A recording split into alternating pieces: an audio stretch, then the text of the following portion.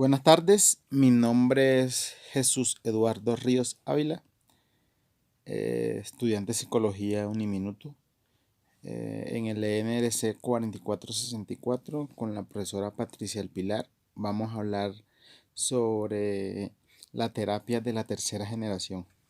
¿Listo?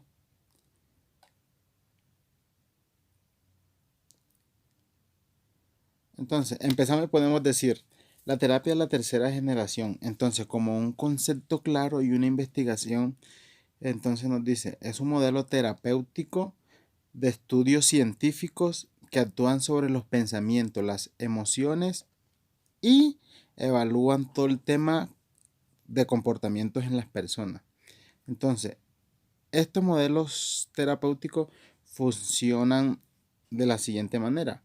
Eh, en trastornos de conducta alimentaria, baja autoestima, depresión, dolor crónico, ansiedad.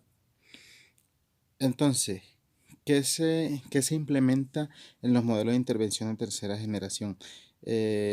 Son ya modelos terapéuticos, pero que han basado a las meditaciones, a todo el tema de meditaciones, todo el tema de relajaciones para hacer terapia en los pacientes y que se ha visto muy reflejada actualmente y han servido. Entonces, podemos decir que a través de la meditación en terapias con el paciente eh, se pueden hacer se pueden hacer estas técnicas, entonces como las que veíamos dentro del programa de la materia de análisis, terapias de relajación, de meditación y todo lo referente a lo que nosotros podamos ofrecer a los pacientes en cuanto al modelo de tercera generación.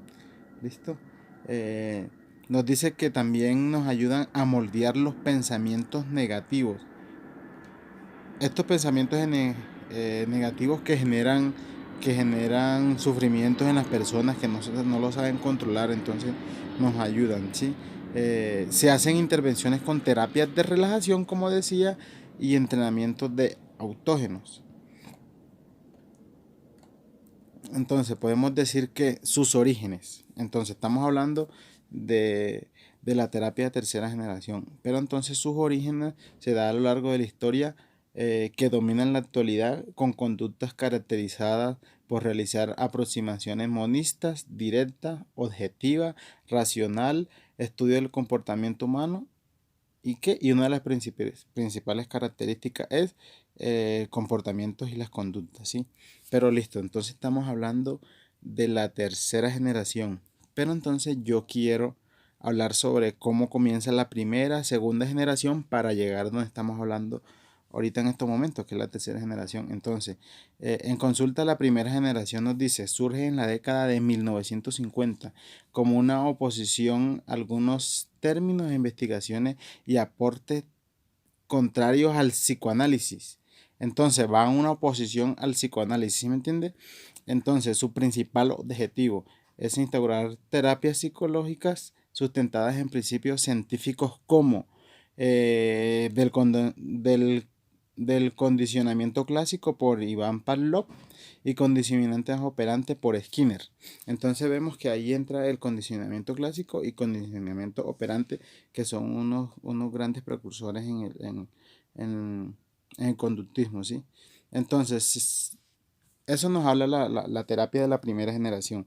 Entonces, damos un paso más a la segunda generación. Entonces, ya de 1970 avanza y después de un término que surge en el año de 1970 con la terapia cognitivo-conductual, nos dice que se basa en la modificación de la conducta, haciendo énfasis entre el estudio y respuesta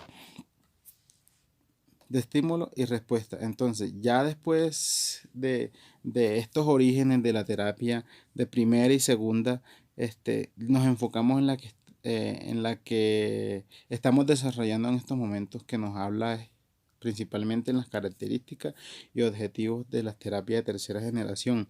Entonces, como decía que se basa un poco en términos de meditación, entonces podemos argumentar diciendo que es una serie de terapias que empezaron a ser notables a principios de la década de 1990, aunque ya habían existido la primera y la segunda, ¿sí? Entonces, esta empieza a tener estudios conscientes en el desmantelamiento de componentes de terapia cognitivo-conductual.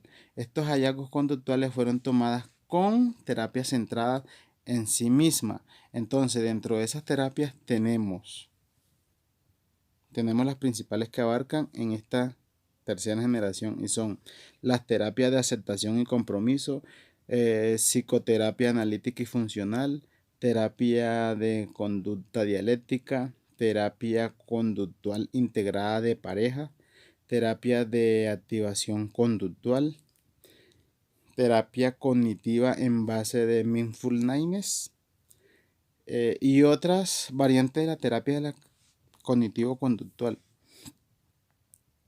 Entonces, estos son como la clasificación de las terapias. Sí, entonces con esta terapia es lo que nosotros podemos trabajar en trastornos que presenten pacientes con conductas alimentarias, baja autoestima, como le decía anteriormente, depresión, dolor crónico, ansiedad. Sí, entonces para eso vamos a hablar sobre estas terapias, qué nos dicen y cómo son los modelos de intervención.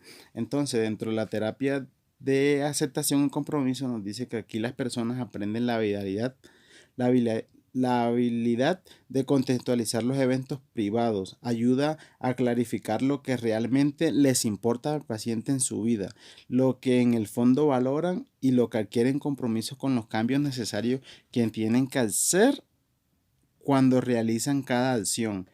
Además, es una forma de análisis de comportamiento, utiliza estrategias de aceptación y pensamientos para aumentar la flexibilidad psicológica, lo que les decía. Entonces, es como cambiar esos pensamientos negativos a los positivos, ya que estos pues generan, generan daños en las personas y obviamente afectan su comportamiento.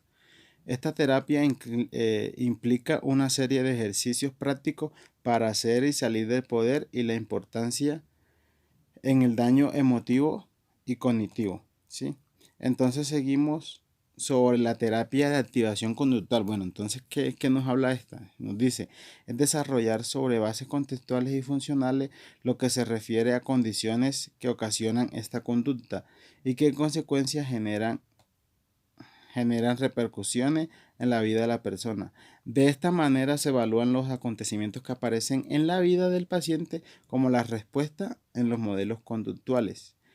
Seguimos con la terapia en la base de mindfulness. Entonces, podemos decir que son terapias budistas conscientes en transitar en los procesos, en llegar a la persona de una manera de terapias de meditación, lo que veníamos hablando.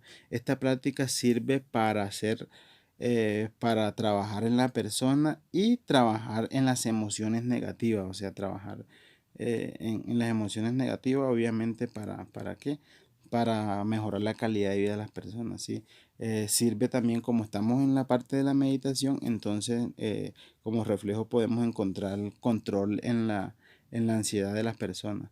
Dentro de las fases, entonces tenemos que podemos aplicar entrevista, aplicaciones de cuestionarios y test, registro de actividad y monitoreo, registro de valores personales, conocimiento entre los proyectos, logros, metas a corto, mediano y largo plazo. Entonces toca trabajar se puede decir en la autoestima de la persona. Entonces esto es lo que nos quiere como reflejar la terapia de tercera generación. Como una conclusión general podría decir que nos sirve como dar un valor agregado al paciente y que bien las intervenciones, un modelo diferente, un modelo que ya se puede aplicar directamente con el paciente, que el paciente puede aplicarlo individualmente y es como le decíamos en la meditación con terapia de relajación, de meditación, de alejos de energías, de búsqueda de valores,